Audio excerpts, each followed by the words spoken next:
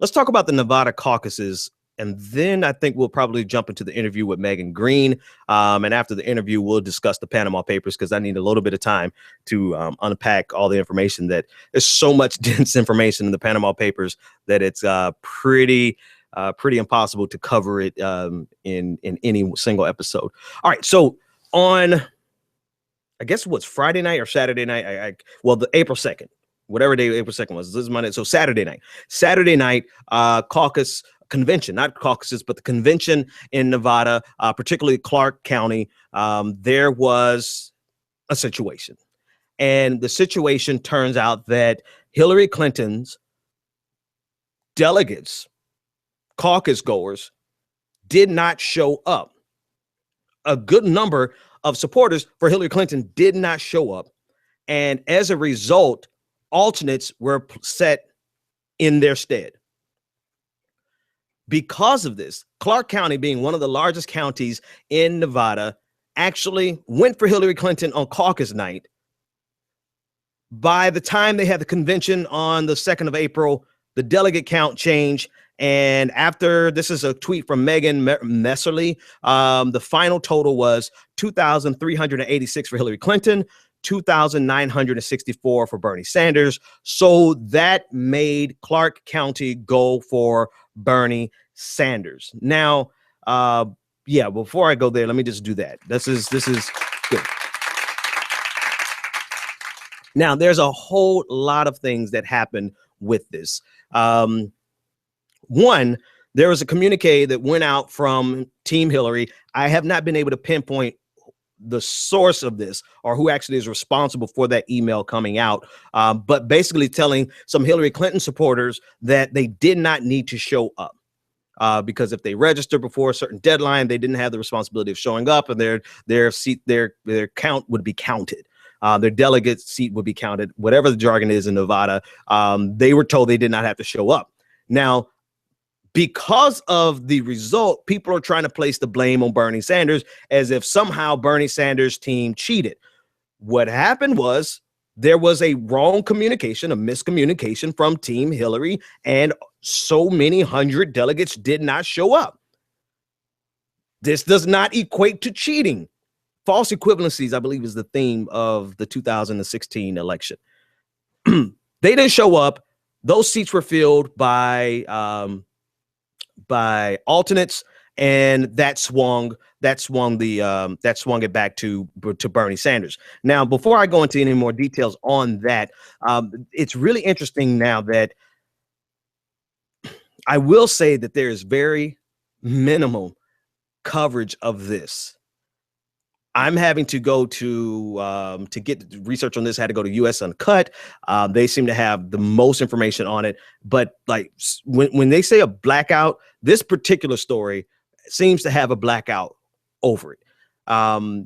The final totals still reflect, the final delegate totals online still reflect Hillary Clinton having the same lead she had after the caucus night. So that number online across the board has not been updated, but by him flipping Clark County, that should close the delegate gap, if not give him the edge.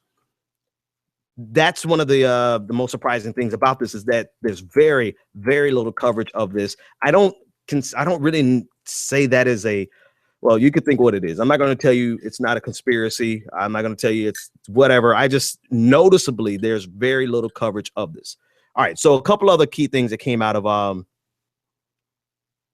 the caucus in the convention rather, in Clark County. So the totals flipped. Bernie Sanders ended up with almost 3,000, and that gave him the win. There was an interesting situation with the credentialing chair. She was deposed just before this happened. She is a supporter, and I'm sorry, her name is Christine Kramer. Christine Kramer is a supporter of Bernie Sanders, but in her role, she carried herself as a neutral so that she can assure that the job was carried out to its fullest. Because of efforts from Hillary Clinton supporters, she was deposed. So that was a major issue that took place in the middle of all of this, was the backroom dealings that ended up getting her deposed. And then that deposal actually seemed to have backfired on the Hillary Clinton supporters. Let's see, what else did I want to point out about this? Oh yeah, now the biggest thing that came out from this, not the biggest, but the most interesting thing that came out from this is the fact that the DNC, the county Democratic Party, actually called police to remove the overflow. And so there were quite a few people. They had 6,000 some odd seats for about 8,000 delegates that showed up, and they called the police to remove the overflow. There were no reported actual arrests. And again, it's very hard to find information on this outside of maybe 3 sources.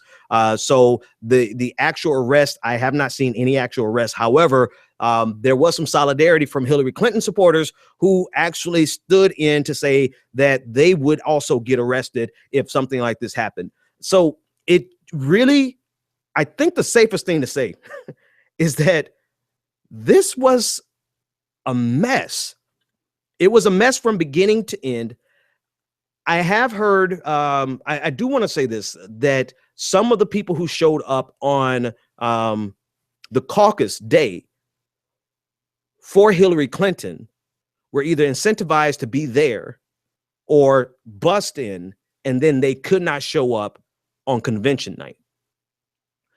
I think that, combined with the miscommunication from her team, telling them that they did not have to show up, actually contributed to the fact that almost, a complete reversal. So the end of the day, Bernie Sanders has won Clark County. There is some argument over what the final delegate count will be. One website reports that Hillary Clinton still has the edge and still won the delegate count. Matter of fact, if you search right now, it still shows Hillary Clinton with the lead in terms of delegates coming out of Nevada total. But there's some math out there that says that Bernie Sanders has won across. There's a lot of people saying that Bernie Sanders has won.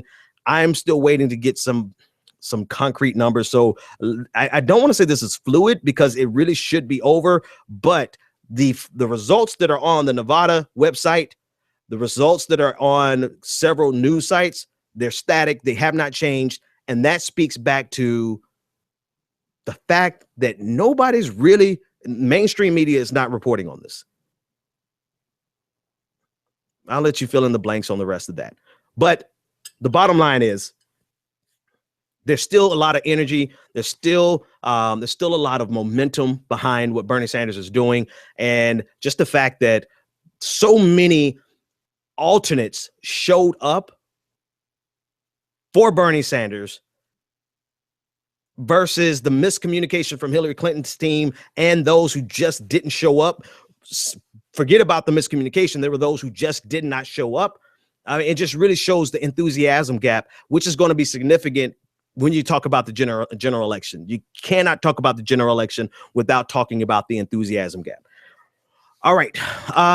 Let me take a minute here and thank all of our supporters. If you want to become a subscriber, all you have to do is click the subscribe button. I want to thank all of you. We are almost at 8,200 on YouTube. We are almost to 9,000 on Spreaker. So you guys are really phenomenal. I want to thank all the new patrons who joined to support the Benjamin Dixon Show. If you want to support the Benjamin Dixon Show, you can go to www.patreon.com/the Benjamin Dixon Show.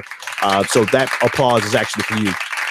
/the BPD Show, and become a patron. I want you to go over to progressivearmy.com and subscribe for the Progressive Army Daily Briefing, basically our blog notifications, so that you can be in the loop in terms of what's going on with the Progressive Army.